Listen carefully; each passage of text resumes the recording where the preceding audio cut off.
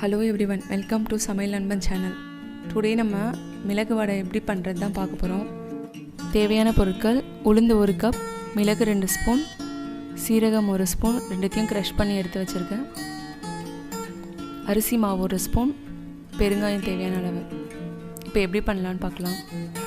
உளுந்து 1 hour ஊற வச்சு தண்ணியை நல்லா ட்ரை பண்ணிட்டு மிக்ஸி ஜாரில் போட்டு கொஞ்சம் உப்பு ஆட் பண்ணி நல்லா அரைச்சி எடுத்துக்கோங்க. கொஞ்சம் கொரகொரப்பாக அரைச்சி எடுத்துக்கோங்க, நல்லா நைஸாக அரைக்கக்கூடாது.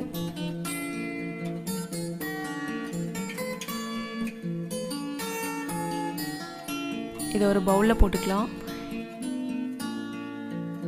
இது கூட மிளகு, சீரகம், அரிசி மாவு இது மூணுத்தையும் ஆட் பண்ணிக்கிறேன்.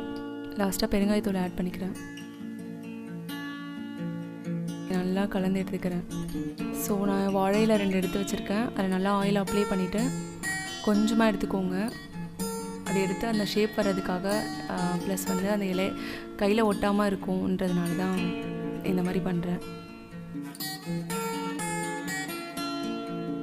இது ஆயிலில் போட்டு நல்லா ஃப்ரை பண்ணி எடுத்துக்கோங்க. ஆயில் வந்து சிம்மில் தான் வச்சுக்கணும், ஏன்னா மீடியம் ஃப்ளேமில் வச்சா இந்த வடை போட்ட உடனே நல்லா கருகிடும்.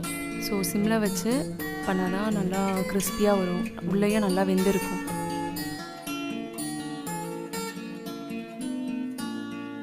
ஸோ இது நல்லா டேஸ்ட்டாகவும் இருக்கும், ஹெல்தி ஃபுட்டு, குழந்தைங்களுக்கும் கொடுக்கலாம். இதே மாதிரி ஒன்றுன்னா எல்லாத்தையும் போட்டு எடுத்துக்கோங்க.